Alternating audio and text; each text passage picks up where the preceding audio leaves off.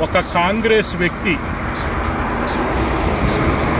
PV Narasimharao గారు ప్రధానమంత్రిగా మన భారతదేశానికి సేవలు అందించినప్పటికీ కూడా కాంగ్రెస్ ప్రభుత్వం ఆయన్ని గుర్తించి భారతరత్న ఇవ్వటంలో కాంగ్రెస్ పార్టీ వాళ్ళ నాయకుల మీద నెహ్రూ కుటుంబం కాకుండా వేరే వ్యక్తులు ఈ దేశానికి ప్రధానమంత్రిగా సేవలు అందించినప్పటికీ కూడా వారిని గుర్తించని స్థితి మనకి తెలిసిందే.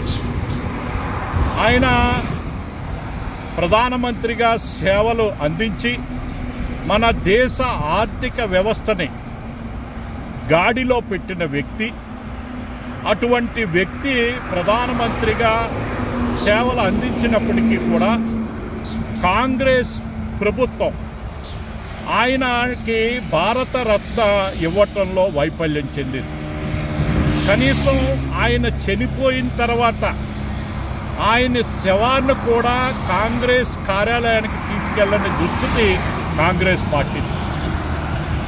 అటువంటి వ్యక్తిని భారతీయ జనతా పార్టీ ఈరోజు నరేంద్ర మోడీ గారి నాయకత్వంలో ఉన్న ప్రభుత్వం గుర్తించి భారతరత్న ఇవ్వటం, ఆయన మన కంబైన్డ్ ఆంధ్రప్రదేశ్ వ్యక్తి, ఉమ్మడి ఆంధ్రప్రదేశ్ వ్యక్తి, వారికి భారతరత్న ఇచ్చినందుకు ఆంధ్రప్రదేశ్ భారతీయ జనతా పార్టీ తరపున మోడీ గారికి ధన్యవాదాలు తెలియజేస్తూ ఉన్నాం.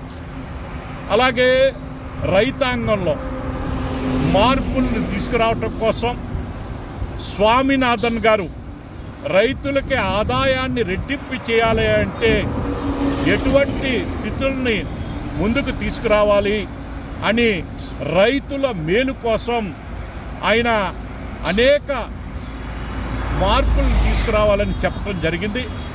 కానీ వాటిని కాంగ్రెస్ ప్రభుత్వం వాటిని అమలు చేయలేదు. కానీ నరేంద్ర మోడీ గారు గత 10 సంవత్సరాల్లో రైతులను ఆదాయాన్ని రెట్టింపు చేయటం జరిగింది.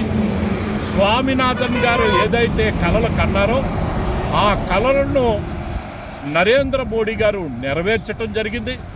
అదేవిధంగా రైతు సమస్యల మీద ప్రయత్నం చేసిన స్వామినాథన్ గారికి కూడా ఈరోజు భారతరత్న ఇవ్వటం పట్ల రైతాంగానికి ఏ విధంగా నరేంద్ర మోడీ గారు మక్కువగా ఉన్నారు, వారి పట్ల ఎంత చిత్తశుద్ధిగా ఉన్నారు అన్నది ఈ సంఘటన నిదర్శనం. ఇటువంటి వ్యక్తులకి భారతరత్న ఇచ్చి ఈ భారతదేశానికి గౌరవం తీసుకొచ్చిన నరేంద్ర మోడీ గారికి ఈ సందర్భంగా ధన్యవాదాలు తెలియజేస్తూ ఉన్నా. భారత్ మాతాకి జై.